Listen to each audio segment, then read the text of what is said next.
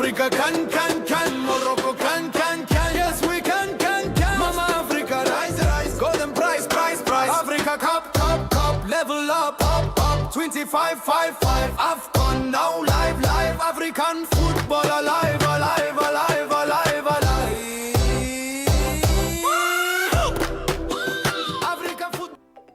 And of course, we had to be here just to wrap up the show, just to have the last show of the Africa Cup of Nations 2025. Welcome, this is TV47 AFCON Extra. My name is Duncan Tua, and after 52 matches, we already know who are the champions. On my side, Senegal are lifting that trophy. They are the 2025 Africa Cup of Nations champions after beating Morocco in the extra time, and this time around winning their second trophy in their history. I'm not alone. The guys who have been helping me during the Africa Cup of Nations show, Barnaba Prince ameamua leo mimi lazima nikuje na jezi. Umekuaje? Wow, I feel amazing. I feel good, but really not happy with the scenes that we saw yesterday. But definitely, all in all, tonight imeisha poa. I'm cool. I'm happy. Yeah, that we are coming to an end. Of course, it's coming to an end. The tournament has ended with a lot of memories and a lot of lessons to take home. All right, and then Celine, jezi ya Nigeria uliamua usivae tena. Alivaa mara moja pekee kwenye show. Niliwaambia nilikuwa kujiekelea. I wanted to actually wear the Nigerian jersey because they ended up as the third place, but it's okay. I am personally good. I am happy. Jana we saw African football win. Some people had planned otherwise, but God deemed so. And you guys, we had a big watch party and I didn't see you. We were there. You are in there. Yeah, we were there. We celebrated. You usually make a lot of noise. Kama ungekuwa hapo ningekuona. Selina alinidanganya kidogo. Sikumuona. What happened? It was a good party. It was really a good watch party. And kudos to TV47, of course, radio. You guys did an amazing job. I've heard about it, and it's really amazing. Especially the sports team, guys, mlifanya shughuli. All the way. The final water drama. Yes, at the end of the day, Senegal emerging as the champion of 2025. Ni God danko, mambo mingi, but let me be honest. I think that was a penalty. Yeah, it was a penalty. That was a genuine penalty. Ni vile tu watu wamekuwa na kwa mind that Morocco inaibiwa ama inataka kupatiwa. No one expected really that game end 0-0. But at the end of the day, what we saw, and personally, I condemn whatever happened. Coach had a very big hand in whatever happened, the Senegalese coach. I don't really think that was something, mature to do, because calling players outside the pitch was so uncalled for. You don't just walk away in something like that. And thanks to Sadio Mané, he saved our face as a continent. Because if they had walked away, things zingeturn south. I may save the continent and CAF kuingia kwa dilema kubwa. I wonder what Kenya CAF ingefanya if Senegal wange refuse kucheza hiyo game. All right, and Celine, just look at the final until the 90 plus when tukiangalia tu with the graphics in the 90 plus Senegal wakapata bao. It changed everything. Yeah, true. Yesterday I was fuming both fire and anger because of that game. In as much as people are saying it was not a penalty, yes, it was a penalty, but that was not the reason people were fuming. It's because the goal, they removed the goal, they disallowed goal. I mean, it was a goal. You could have called the foul after the goal. Don't remove the goal. Let it remain a penalty. But again, I see the reason why I'm saying it was a penalty. If you look at the build-up, I think Al Diouf pulled Diaz down, and that is what resulted. Actually, the foul was given on Hakimi, but I feel like it was a penalty. But yesterday, kudos to them. I feel like there was so much drama yesterday. Even you look at the goalpost, I don't know what they were arguing about the goalkeeper's towel. Sit kwa game nyinyi mnapigania huko towel, and then Panenkaya Diaz, oh my God. I don't know. Yesterday I was fuming fire, but kudos to Senegal. Kudos to Gueye for that goal. Yeah, I'm happy. The most dramatic edition. I mean, this this tournament has been unique in its own way. Danko, a lot of things happened behind the scene. Chasing each other. Towel is an you know, and we were meant to guys, be Africans. We have seen some of the best goalkeepers with those towels. Yes. The best goalkeepers of this world. And it only didn't happen yesterday. You remember the Nigerian game? Again, it happened. They actually took 3 towels off the goalkeeper, and I'm wondering, mbona mnachukua towels? The goalkeeper actually needs that towel because sometimes his gloves get sweaty, hard to wipe. If you look at yesterday, it was kind of drizzling, and Mendy needed that towel. I don't know what unaulizana nini. Who are supposed to make sure these goalkeepers are protected, or wherever the goalkeepers have, they are protected, because I feel like there was some breach of security. When a let's say a ball boy, sorry to say this, when a ball boy goes, picks the towel, anapeana. When a player like one of the best footballers that we have, Hakimi, anaenda anachukua towel kama ile anaeka pale. He's been on the world stage, playing the Premier League, playing in one of the best stages, UEFA Champions League. Na goalkeeper anatumia hizi towel. Na wewe unarusha towel ya nini? It's a really African thing. We are being Africans, and by saying that I mean we believe in some things that this towel might be, you know, ni anyaka ama ndio itafanya. And by the way, after that, people believe that Panenka, that missed penalty, ilikuwa na something to do with that towel. But just because we are Africans. But anyway, let me tell you something. Wale walikuwa wanajaribu kucheza mind game in terms of kukutoa timing. If mtaenda nitoa hiyo towel, concentration yako itatoka grao na ikuje hii pande ingine. And it happened. They were almost successful in their plan, because ile towel wewe hujui kwa nini ameileta. Sisi tunaona ndio ni ya kawaida and ya kujipanguza, it's okay. But the thing is, we have other beliefs pale. So if nitaenda niichukue niitoe niitupe, psychologically utatoka kwa game ukuje huku nje. And that's what they wanted, but it didn't work. So definitely there's a lot of reasons why Morocco was trying, because waliona kwa game azee hii lazima sasa tutumie pia akili. And CAF was so reluctant on that. Atujaribu. On that thing. You know, but I think they shouldn't have done. Sorry Celine, I honestly pia tupatie credit CAF, the organizers, because they were able to handle everything. They were handled. Kama ingekuwa somewhere else, Danko, believe you me, mafans wangeingia kwa uwanja na hiyo game ingeharibika. You know, I have a problem. I have a problem with CAF. Those towels is inapeanwa na Morocco, but that's not what I'm talking about. You see, the time Nigeria, the time Senegal landed in Tangier, they boarded a train from Tangier to Rabat. No security, no nothing. Goodness. They were treated like it's not a tournament, and that's what made me feel mad. And then you look at that towel drama. It was like 5 people against 1. They were even dragging him down. I'm like, that was the third goalkeeper.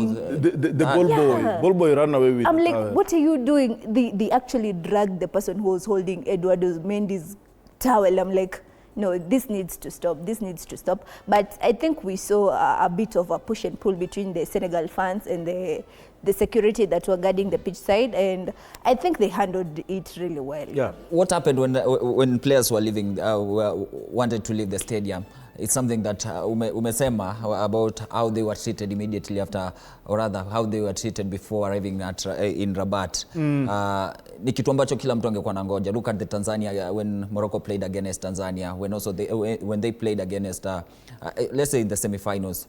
Before kuja kwa game, do you think walikuwa wamepanga chini ya maji hii game in case kuna some decision ref atafanya hivi yenye itakuwa on our right side, we wouldn't entertain it? And we saw it. We didn't entertain. Of course you had frustrated them even before the game, because why do you treat them that way? And then you come into the game, you call a penalty. I think the reason why they were actually mad and the coach Papethia decided to tell them to come off the pitch is because they actually asked for the VAR footage, but the referee refused. I think that's what frustrated them, and they went out of the pitch. But thanks to Mané, he talked to them and they came back to the field. Because if they left and never came back, I think Morocco could have been given the easy win. But it's okay. Ingekuwa tu ni drama, na ingekuwa ni conspiracy ingine tu story tu ka theory hapo because hakuna vile CAF ingepatia Morocco kikombe. Hakuna sheria really, and I think it is also an eye opener in case of something like this, you know, in future what will happen in terms of decision making kutoka kwa Morocco. But Danko, ni hiyo compilation of izo frustrations from the time wamekuwa wakikam, and then again watu wamekuwa tu wakiongelelea story ya Morocco vile wanakuwa favored, the referees, even the selection. We knew about marefari watakuja kurefisha sijui game ya Algeria and they were complaining. You know, kumekuwa tu na hizo vitu. So that mentality imekam sasa ikakuja mpaka kwa game. You about the disallowed goal and everything happening around the pitch, you know, the treatment. Utapata hata there are other things we don't know in the changing room. Unaweza pata kuna mambo mingi hata maji hawakupata. So Danko, but walking out was not really a solution. You know, there are proper ways and channels to handle such matters. And honestly, coach hakufanya kitu poa kuita wachezaji wake. And believe you me, your coach anaweza patiwa suspension ama apatiwe, you know, apigwe fine because that was not right. But again, on the other hand, sisi kwa kuamua whether Senegal ilikuwa right ama ilikuwa wrong, si wao pia walikuwa waamue. There was a referee, we have to however much utasema the referee is not you know, ati anarefisha vibaya, si wewe wa kusema. So go through the right channel. We have to protect this game. But again, people are saying, we have a say because people are saying, this is not the first time we have seen it. Against Cameroon, they were robbed. Against Tanzania, a clear one, they were robbed. I don't. Yeah, I think like we have a say really. Because in as much as we are not supposed to judge, I think our say matters because they will listen. You see, like that journalist was saying that you can we don't have roads. See, he actually came out and akasema he didn't mean that way. You see, I would say I think in a way matters. He just wanted to attract that penalty East African nations. That penalty. Na ndio mimi pia inanipatia. I think somewhere too in the middle of everything, I think something happened before that penalty was taken. Because let me tell you, Diaz is a left-footed player. Then he took that penalty with the right hand. Panenka, he has never panenka'd before. Bro, let me tell you, I really something feel unique. I really feel honestly, Panenka against Mendy. Panenka that thing. Honestly, Something happened. Someone told him something. I don't want to. You can't be that a lot, but honestly, I feel like he wanted to surprise. Alipeana hiyo penalty. Alijua tu. Alijua ndio tu balance kitu mzee. Fanya aje ndio tu balance kitu. Wewe peana tu. The worst tutaenda kwa penalties. So I think your goal ndio tu ili wa surprise. But really no, you're a professional coach. Hakuna kitu kama hiyo. Alafu huwezi pala ideas alipeana hiyo pena. Like wewe ushapeana. Fair play, ushaifanya kitu kama hiyo. Hapana, no, that's how I feel. Mimi naona hiyo ndio could happen. Guys, he's a right left foot. Kidogo, I honestly feel like hakupeana hiyo goal. I feel like he anticipated that either Mendy is gonna dive both ways and that's why he surprised. Unajua weak foot zingine inakuanga the best foot to do something with. Maybe he wanted to surprise Mendy. He thought maybe Mendy is gonna dive, but Mendy alikuwa na. Na feel hakupeana. Hakuna hata reaction yake tu ni kama tu alikuwa anajua. Wewe ni coach. Reaction after. Apart from the drama and Senegal winning the tournament, one of the best tournaments, one of the most successful tournament CAF have ever held. Yeah. Look at the numbers and you can see matches played, 52 matches played, goals scored, 121 goals scored in the whole tournament, and total attendance yenye tumekuwa tukiangalia sana 1,340,222, averaging 25,770 fans per game. Danko, we talked about it, remember? Because nafikiri record imekuwa 750 something attendees. And right now, unaona imesurpass 1 million. We said it right here in this show that with how things are going, my friend, with this the kind of professionalism and matches we are seeing, itapita 1 million. And here we are. We said it right in this very show. I remember. And even goals. Imekuwa ni record after records. Zimebreakiwa. Even Mané has broken his record. You know, Diaz na man of the match. I mean, top scorer. We've seen records being broken. And it's one of the beautiful and the most entertaining edition I've ever seen. I hope that ile kitambaa yenye tumepewa jana ya CAF, Hussein Mohamed, our very own president, was there. He received it. I hope we will do much better and we will build the roads as the journalists are saying. But I think that guy has never been to Kenya. Maybe that's why. But he was not lying. From Nairobi to Kampala ni how long? Did you get the statement he said? Oh, the statement. Did you get I'm just saying. He covered Chan. Yeah. And he was in Kampala, right? So he was. Yeah. He was in Kampala. So he covered Chan and then he concentrated on Kampala. So You know, what he saw in Kampala reflected, I think he's speaking from going to the newly built Hoima city. You know, it's very far from the city. And that's why I think he said, for you to get to the stadium, you have to go through the bushes. And I'm like, tuachane na tusiconcentrate sana na ujamaa. Sadio Mané, the king. It's this is the last tournament. Look at the numbers when he's playing, or rather when he made his debut with the Senegal. 126 matches played, 52 goals scored, and 25 assists already. Last goal that he scored was against Egypt in the semi-finals. yeah. He is a good player. He has always been a good player. It's the fact that his beef with Salah costed him to move to the Saudi League, but he is a good player. If you look at the fact that he actually got the award of the man of the tournament shows that he was doing something when it comes to that team. And I'm happy. Yesterday we saw him showed the leadership in him, and the fact that he was saying that this is his last tournament. I think he have collected as many stats as he could in his career. He's not retiring. He's just not. I think he's just not playing on the international level. But it's okay. It's okay. Kudos to him. I mean, this is their third final. Winning 2 out of 3 of their finals means it's something, and this is his second AFCON trophy, so kudos to him. And again, winning with the same coach, not really a same coach, but homegrown coach. I think we can do it. We've shown the world that we can do it. And I think the likes of Shelley are qualified to coach even those Man United and Chelsea of this world. So I think as Africans, we have all it takes to do this and to do it. Congratulations to both coaches, of course, Ragragui and his friend there, Theo. I think, Danko, we can do it, and even it's a lesson, as I've said during the beginning of the show, we have a lot of lessons to take home, and we can, as well as Kenyans, believe in our very own and try and build something out of it. And now that we have the flag right now, it's our time. It's the time to start working right away, because hatuna time.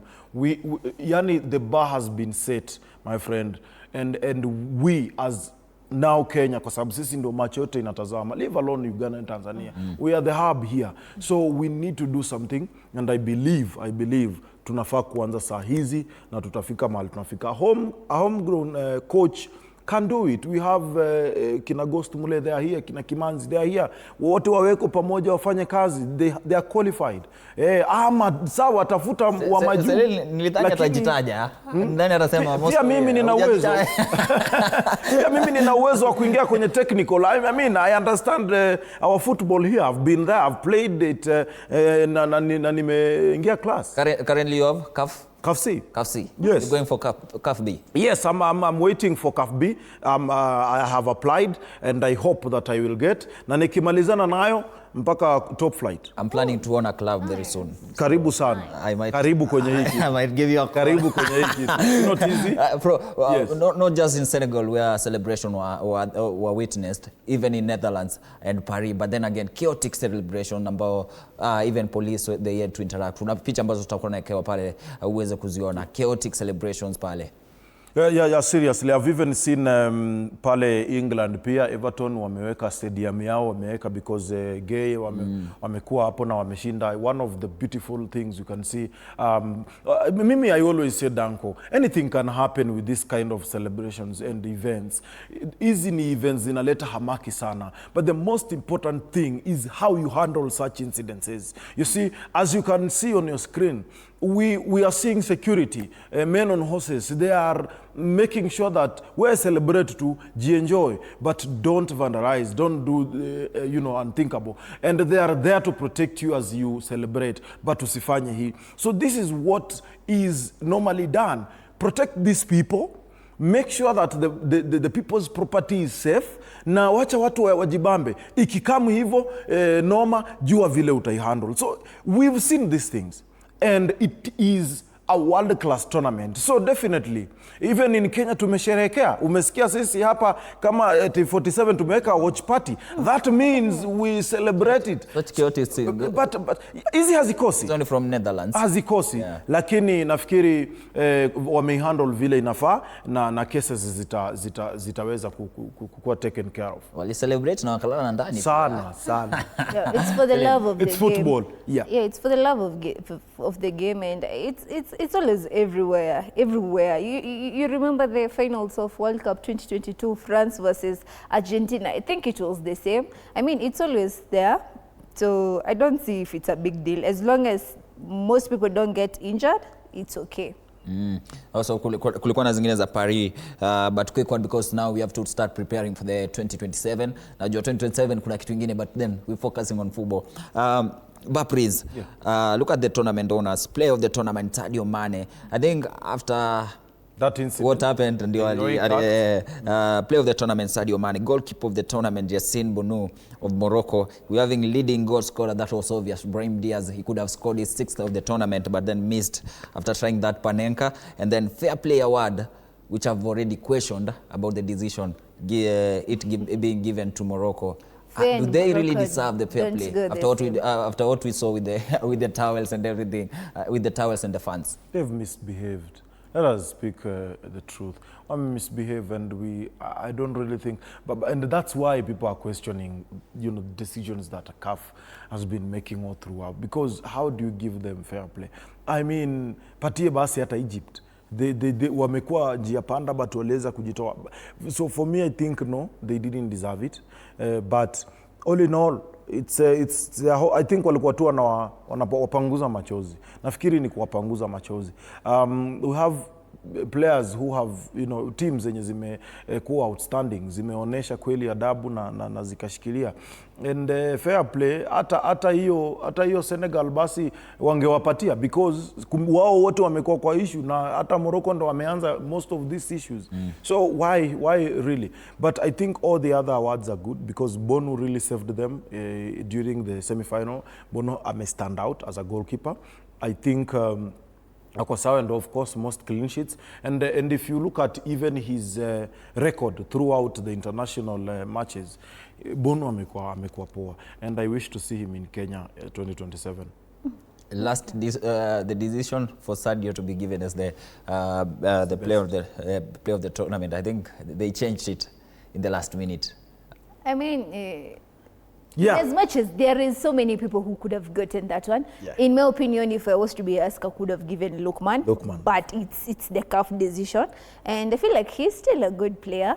I mean, yesterday we saw him, in as much as he has not scored many goals in this particular tournament, I think he has been involved in goals and bringing the leadership in the team. Yesterday we saw Koulibaly was not there, and he acted as the very, very good captain of the team. And I feel like, it's okay. It's okay to get it. And then for Bono, I think yesterday Morocco could have conceded at least 4 goals. But yesterday Bono saved. You look at the semi-finals, penalty shootout against Nigeria. Good save. Even though one he was given on a silver platter by Chukwueze, but he made saves. I feel like he is a good goalkeeper and he deserved that. And Brahim Diaz, I think he had competition. I think the person who follows him has 3 goals or 4 goals. 4 goals. Yeah, the fact that he has 5 goals, kudos to him. And Usilie, Panenka utapiga mimi. Alimaliza Next time you don't have to try Alimaliza vibaya. next time you don't have to try Panenka, so there's a lot of everyone is watching. Guys, we are done with 2025 Africa Cup of Nations. We have looked at what has happened. Over 1 million fans attended matches, or rather were on those stadiums. At the end of the day, Senegal are crowned as the champions. Now focus will shift to Kenya, Tanzania and Uganda that will host the 2027 tournament that is set to kick off in January. We have two events. Until 2027. Until I wonder. I'm talking about 2027 Africa Cup of Nations, not that one. Hiyo yako sijui ni gani. I'm not aware. We have a lot of entertainment in 2027. But we are starting with the Africa Cup of Nations, the pamoja bid, where Tanzania, Uganda and Kenya will be hosting. And we are ready. Jana niliona tukiwa pale Hussein Mohamed, si ati nikiwa pale, lakini niliona tu wakiwa pale in Rabat, wakipewa ile flag Hussein Mohamed, Elijah Mwangi, the PS4 Sports, wakiwa pale. We are ready, but many people are kidogo watu wanatushuku. No. Kidogo tunashukiwa. I feel like if we start the preparation like as from tomorrow or from today, we are going to be ready come next year June, because if you look at our stadiums, not in good condition, because I believe Talanta Stadium is going to be used to host the final of the tournament, but we have Kasarani and Nyayo Stadium. They are not in good condition.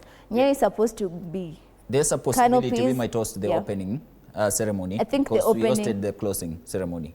If we host the closing ceremony, we cannot host the opening ceremony. So I feel like the opening ceremony is going to go to Tanzania. It's like how Chan. Yeah, it's like how Chan was. They can prioritize Tanzania and Uganda. Yeah. But I feel like in as much as the closing ceremony is ours. Yeah, it's ours. Final. It's ours. It's actually even the final is ours. A lot is going to change. Anyway, yeah, so I'm saying we have seen Hussein was in Morocco with his group of team going to benchmark. I think they collected, if you were keen, I hope you collected something that you learned from Morocco, not the chaotic side and not the robbery side and kubebwa, the pure things that you need to come and work on here in Kenya, because I feel like time is moving fast. We are not going to sit down and say we are going to start preparing last minute. Remember, CAF always comes for inspection. I don't want them to come the last inspection and they say we are not ready. We are going to prove that Ivorian journalist right. So we should prepare. Danko, mimi nakwambia, first of all, I thank Hussein and of course the CS4 Sports. They are pushing it, and they've been pushing it. Hawajalala kwenye hii story. You know, preparation is something else, but at least they've made sure that we have it. We have the right. So thank you for, to them, because they've made it possible. Number two, my worry is not even infrastructure, because I know we can. We have 3 stadiums in Kenya that can do something, including, of course, Talanta. My question and my problem, are we ready? Our team, Harambee Stars, are they ready? Can we start? We have 1 year now. Can we start preparation? Can we start recruiting, selecting, working on the squad? Tujue kama tuko na coach ama anaenda. My friend, can we start preparing Harambee Stars now? Hatutaki aibu ya kutolewa group stages kubaki sisi ndio tunatazama. Haiwezekani bwana. Let's be ready. Less than one. On your point, I feel like we have international breaks and we'll have either friendlies or whatever tournaments that will be there. I think Makadhi will have time to pick, and I feel he's here to stay. Yuko. But I feel like we prepare. Yeah, he's there. Mimi naona tuanze funga. Tufanye hivi, tuachane na Harambee. Less than 30 seconds. Tuachane na Harambee Stars yenye iko sahi. Tuanze kuselect vijana mapema sahi. Kwa mwaka mmoja wa kule zoezi, waingie camp, watulie, wacheze hiyo tournament. Guys, there's no way we are going to build a team in less than 1 minute. 1 year. We can do that in 1 year. Nafunga. Injuries happen. Maliza show ya mwisho. Okay. So we have WAFCON coming in March. Make sure you buy your jerseys and support our ladies. They will be playing in the WAFCON. Yeah. Tufungie AFCON. Thank you, salute, thank you TV47, thank you, we have covered this for a whole month, tumekuwa hapa daily, thank you Mazema fans kwa kuweza kushikilia na kuangalia. Danko, thank you pia, tumekuwa pamoja, of course, Tony, asanteni sana mazee kuwa na sisi hapa, and of course kila msee, kila msee, wale wenye wamekuwa wakitazama, salute. Imekuwa amazing, imekuwa fantastic. Nimeenjoy. Alright, pia mimi nimeenjoy kuwa na wewe, pia mimi nimeenjoy pia kwa always keeping it ya TV47, always tuning in to know what is happening in Africa Cup of Nation. We have been here since last year December. Na pia 22nd. We are 18th of this month, so it's been a successful show. Ukiniuliza pia, thank you for those guys wenye wamefanikisha, kina Mugonyi, kina Inonda, kina Alan, kila mtu mwenye amefanikisha. Thank you guys, and also keep the conversation of sports going on here TV47 on our social media, TV47 Kenya on Facebook and TV47 Kenya on YouTube, and also on my social media platform at Dan Come To Us on Facebook. Kwa hivyo kwaheri, tutapatana Mungu akitujalia. Kuwa na siku njema na wiki njema. Yes, we can. Mama Africa, rise. Golden prize. Africa Cup, level up. 25-5-5. AFCON now live. African football.